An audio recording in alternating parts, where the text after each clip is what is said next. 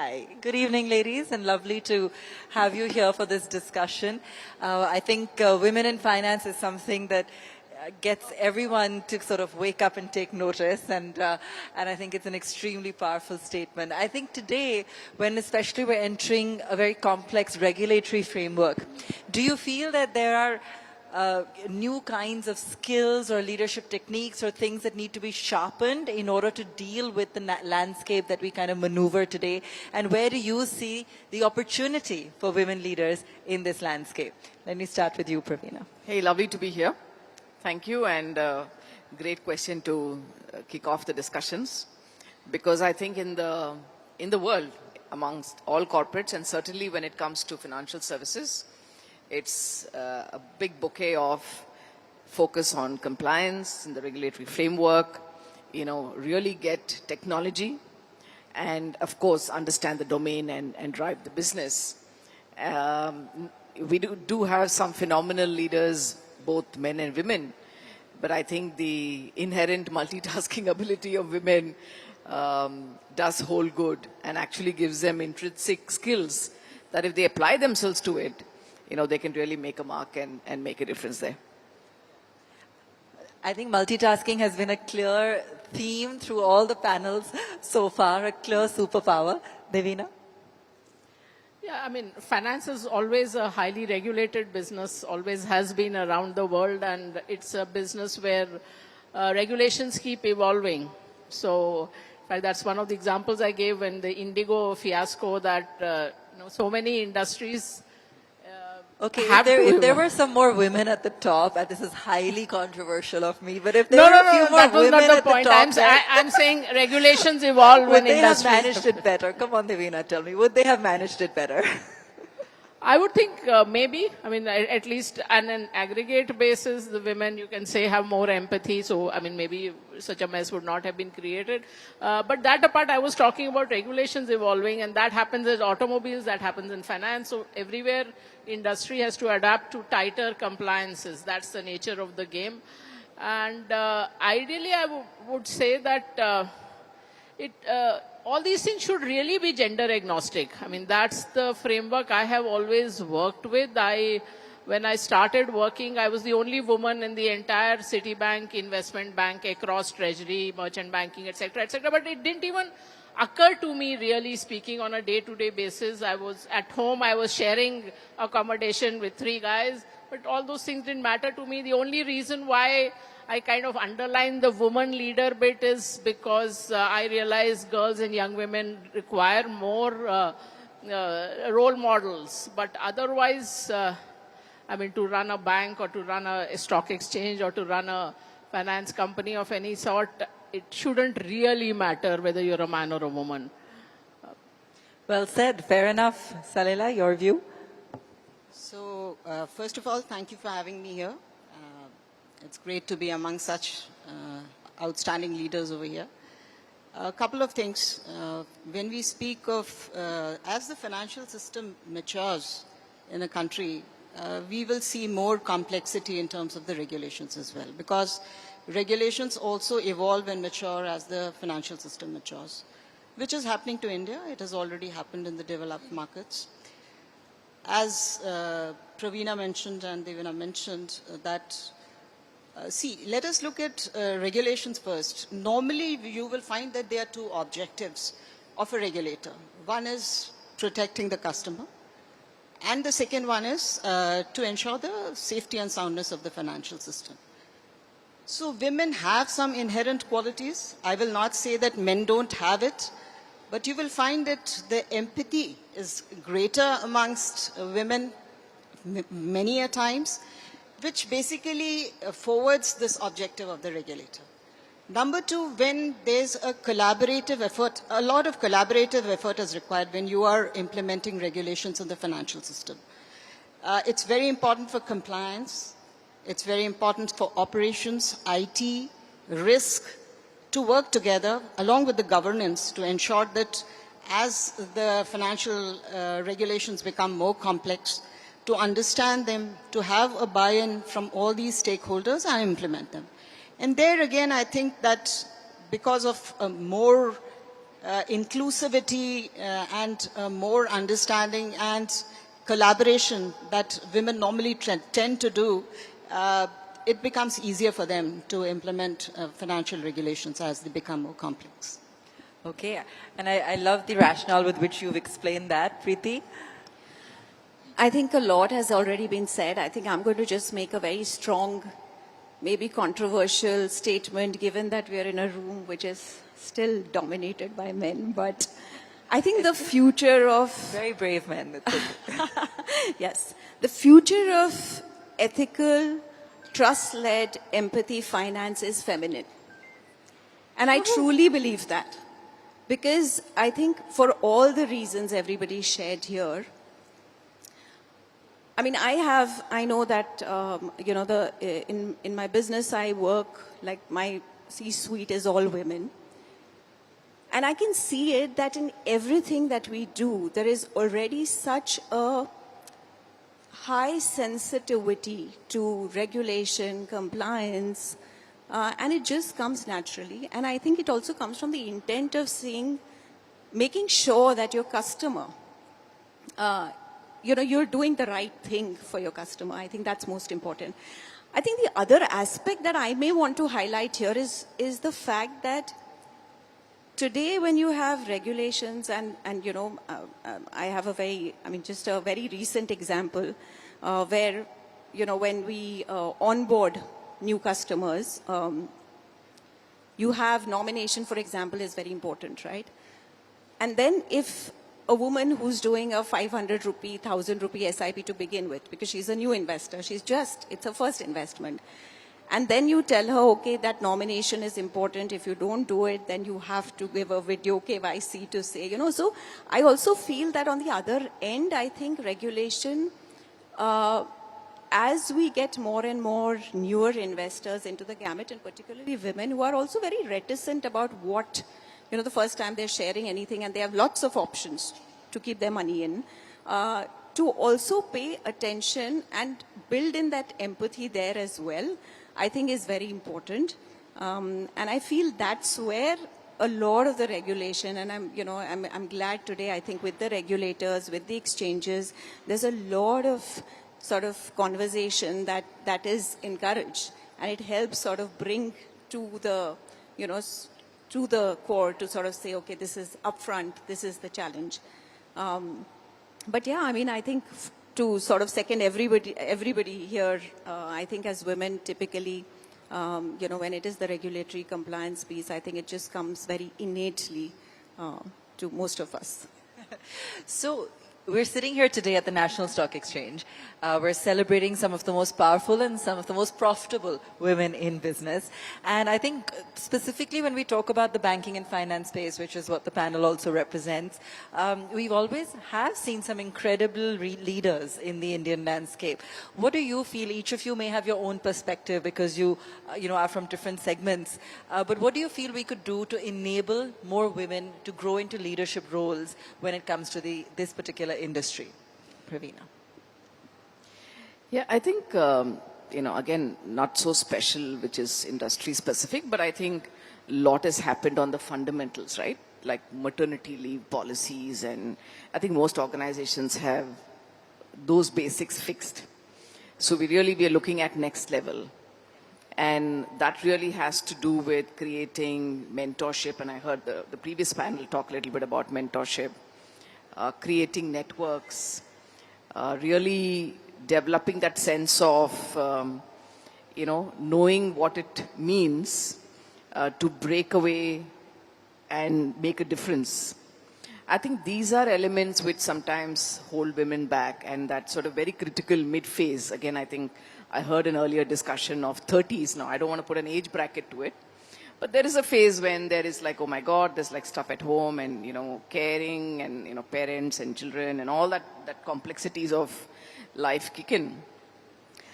So in addition to support systems and policies, I think women breaking away from their own mental and psychological boundaries and barriers is important. So Devina made the point of role models, and that's also one of the reasons I think we need to be here speaking and sort of showing that these barriers can be broken. So that's very important, and these have to be conversations within organizations. Because families don't have those conversations, right? So where are you going to do it? So it's got to be conversations. It's got to be a whole bunch of, of course there are women directors, and it bothers me that there's always one woman in every board. I'm like, why can't there be two? Right? Go beyond the quota. So there's got to be a lot of intentionality. There's got to be a lot of intentionality for this to move forward. And in fact, we've done a special feature in this issue on women in boardrooms. So do grab a copy of the issue, when it comes out. Devina, you've also, of course, been a very vocal champion when it comes to this respect, but I'd love to get your latest views. Yeah, I've been a feminist from age 10, so yes, very much so. And there've been talk about what the organizations can do, and there's a lot that organizations can do. There are also all these studies which show that women also hold themselves back. So if there is a promotion advertised, the man will apply if he meets 50% of the requirements. The woman will not apply till they have met all the requirements. So those are the things, and that comes out of very deep cultural socialization when you don't want to put yourself out there, you don't want to push yourself, and which is why there has to be intentionality to make sure that you are mentoring and telling the women, because now in many industries at the intake stage, there are many women, but they fall off somewhere along the spectrum. And of all the discussions I've heard up till now, it is only about the organization, it is about the women. But you may not talking about the elephant in the room, which is the family and society and what they expect of women. We are talking about making things easier for women to bring up children, for instance. We are not saying, why are the men not stepping up? Why is it still the women's responsibility? Why even a Michelle Obama has to let her career take a back seat even when she was the senior lawyer and Barack was her intern? So that's the whole point, that it is so inbuilt that the woman's career will take a back seat if there is a family requirement, even if it is the husband's parents who need care. So this is what is one big thing. The other thing is that the public sector is better, that if a woman takes a break for whatever reason, 6 months, 1 year, it does not permanently derail her career. In the private sector, and this is not true just of India, but corporate world around the world, you go on a mommy track and you are no longer in the running for so many things. So that is again something you have to guard against. My brother, who the corporate leader, he was telling me that somebody reporting to me was going on maternity leave, and I gave her a promotion and she was shocked. She said, I was going on maternity leave. I never expected that you would promote me, at this juncture. So those are the things which organizations can do, but really it is the whole way we bring up women to be super women, doing multitasking and managing everything. And that is why so many women fall away in middle management, because beyond a point you say, I can't do it all, because you are expected to do it all. The emotional labor of running a household, of running a family, that should not all fall on the woman. So, Salila, and that is really the career part. Just want to share a data point before I give my views. I'm sure many of you might be aware that the women participation in the labor force in India is somewhere around 25%, as against around 60% in the United States. Even countries like Korea, South Korea, China, it's more than 50%. So Bangladesh is a lot better than us. A lot better than us. So, and no country has progressed without that being good. That. So we are not at that stage right now where we can say that we have reached a mature kind of a society where you'll start seeing participation going down, because now women have an option. So first of all, a lot needs to be done. On the other hand, a lot has been done as well. If you look at the kind of initiatives, be it the corporates or the government is taking, there are a lot of scholarships now for girls. There are a lot of STEM courses. There are different courses for the girls now.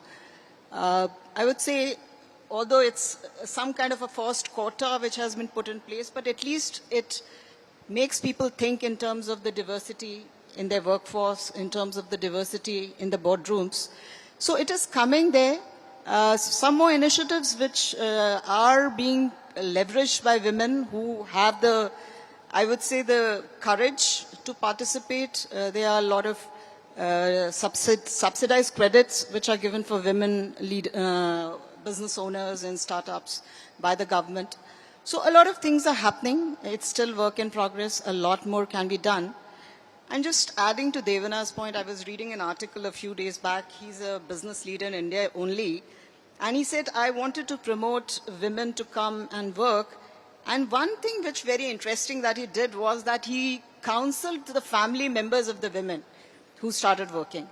Because apart from, it's very important that the social stigma, which is still there in tier 3, 4, even in tier 1 cities sometimes, that if women are going out, then it's not something very great. I think a lot of counseling is required for people as well.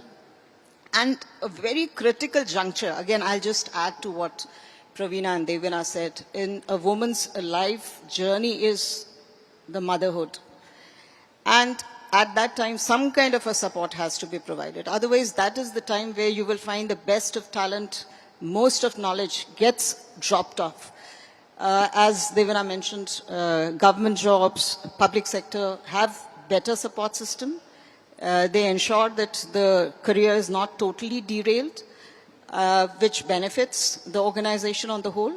The entire corporate system as well as the industry has to think as to how the 50% of this workforce is not at a level playing field at that point of time, comes out and participates in the growth of the economy.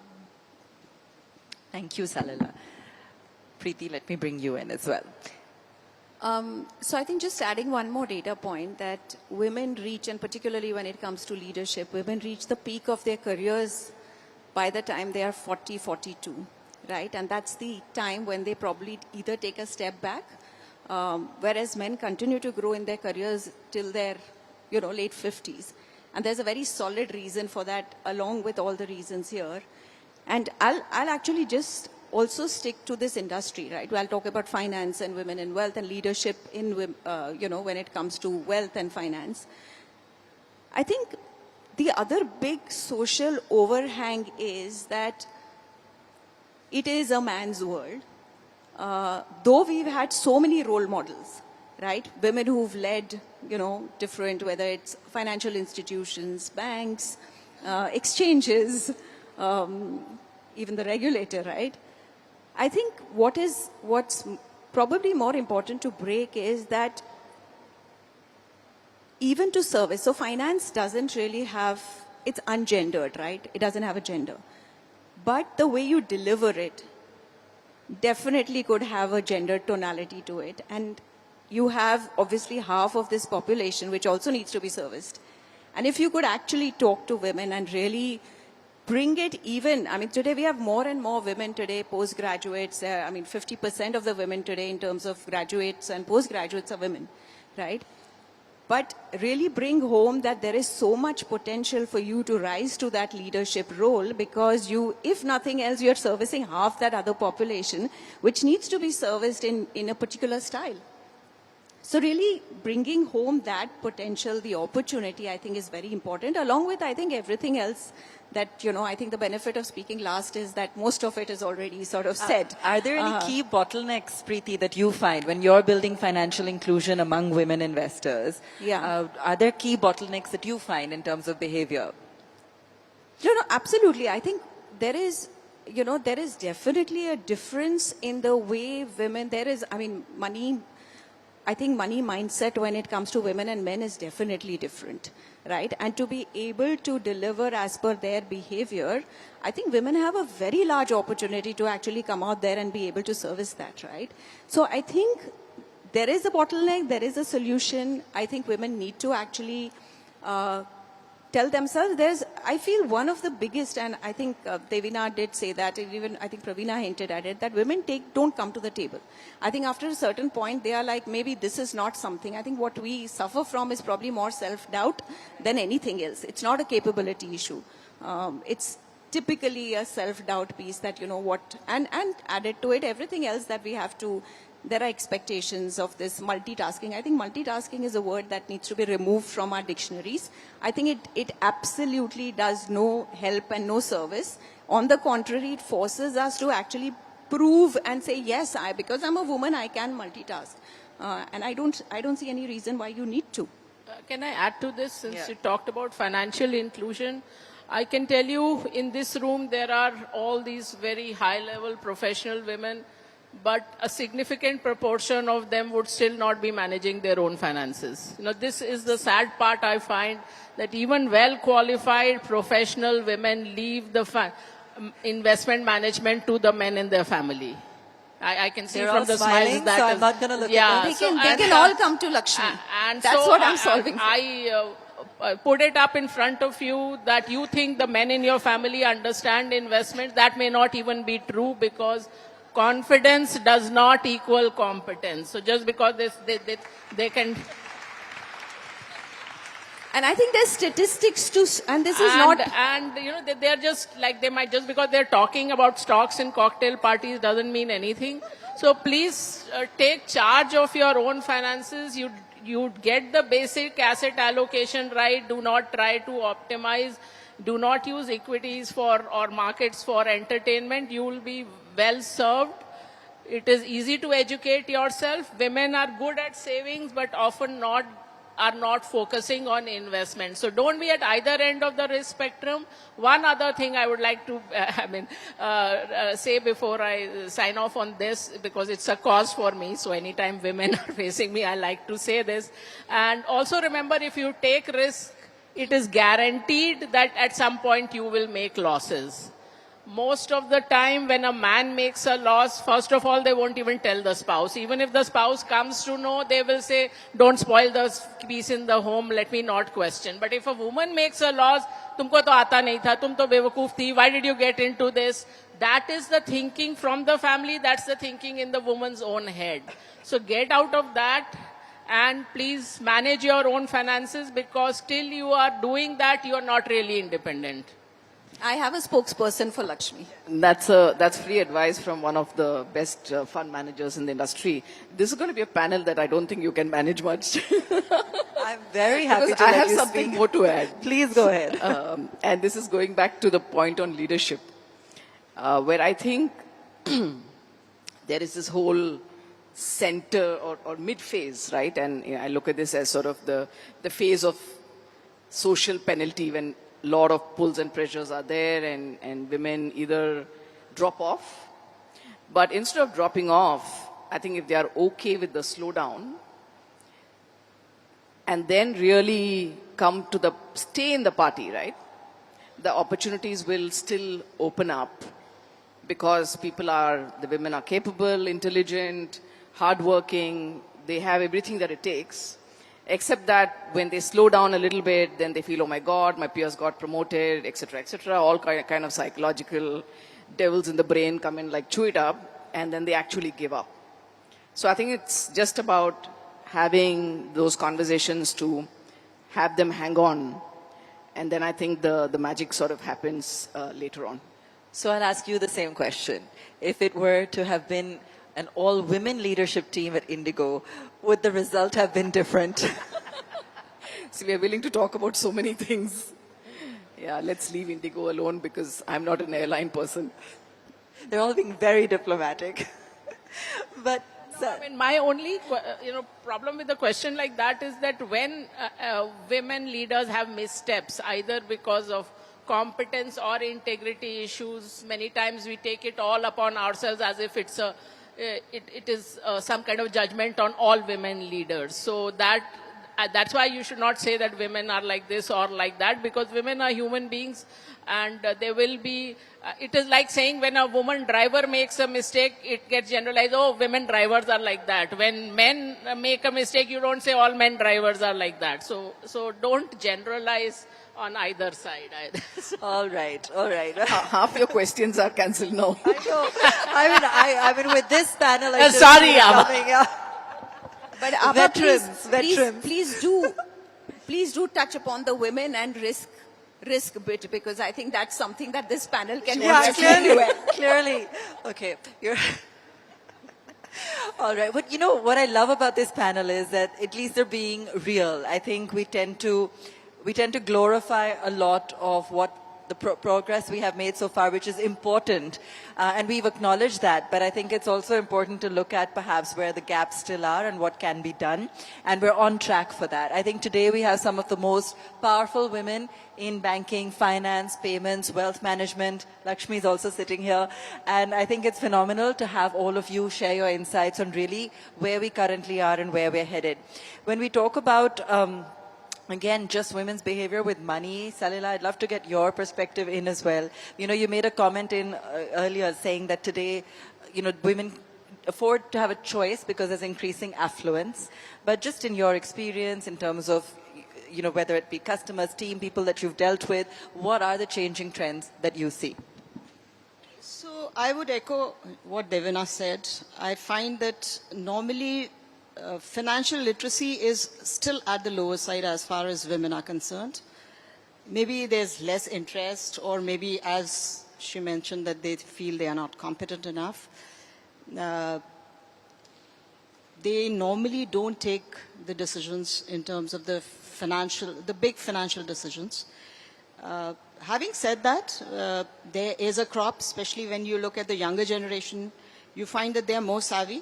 They understand. They are the ones who, and ultimately, see, the mothers and the women who have evolved also are ingraining that habits and that temperament amongst their daughters and their kids.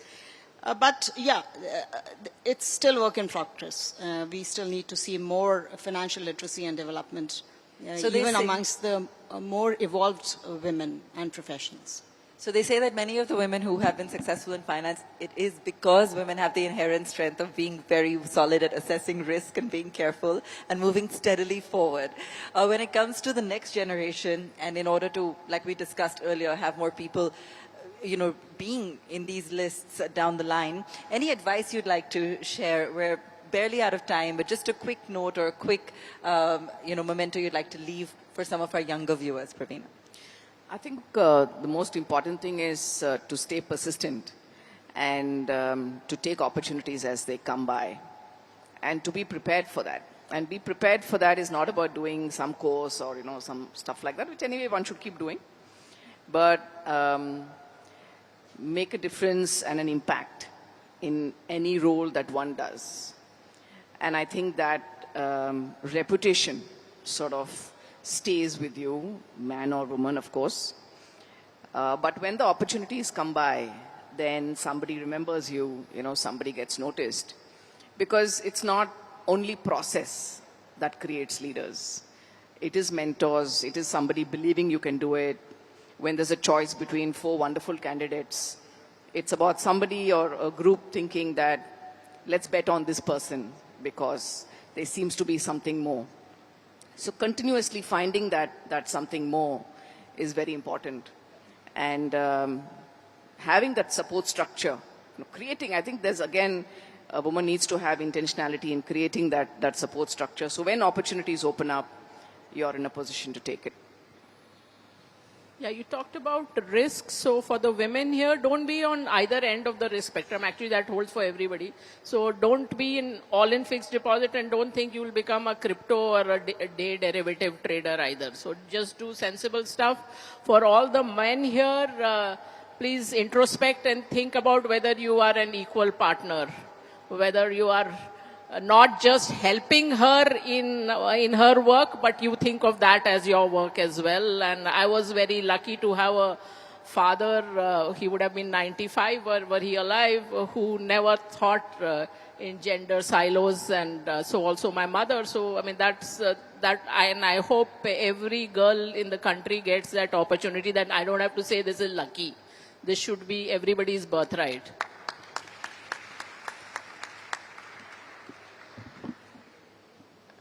Come out of your comfort zone, number 1. Number 2, have belief in yourself. Aspire for something, plan and work towards it. And most importantly, not just reach out for the opportunities. if you feel that, even if you feel that, okay, I'm not 100% of it, even if you feel you're 80% for it, go for it. So those are a few things which are important. Priti, I think you have the biggest task ahead in front of you with this entire market to tap, to condition, to, inform about their choices. Yeah, I think, while closing the literacy gap, one of the things I say all the time, that all this talk of risk-adjusted returns, I think we women have been doing it since day one. What it actually means is the ability to weigh what is the risk versus the return, right? And I think we do that, it's innate. And therefore, while it sounds like this very large jargon, it comes to us very, very naturally. So I think that's the first myth that we need to break. A lot of women I meet say, I'm not good with money. I'm like, how do you even say that statement? Because you're definitely making, some 20 or 30 money decisions on a daily basis. So you can't say that, right? So firstly, I think take that myth out. And I think Devina very rightly said, a lot of women in this room may not possibly be managing their money. And I think it's very important in this day and this age to start doing that, because nothing is forever. And therefore, your financial fitness is just as important. And you got to do it just like you do your physical fitness and all the rest. So absolutely, I think I completely, and that's why LXME exists, obviously, to bridge this gap. But I think very important, again, that this is not just a women's conversation. It's very important for men to participate in this conversation. And just like Devina, I think I was lucky to have a father who at 16 said, listen, you got to manage this portfolio. So it just became, he never said that this is not your job, or I do it better, or somebody else will do it better. So it's very important for the men to join this conversation, because at the end of the day, it's not about men or women. It's just a healthier society. And I think when women manage money, only good things happen. So.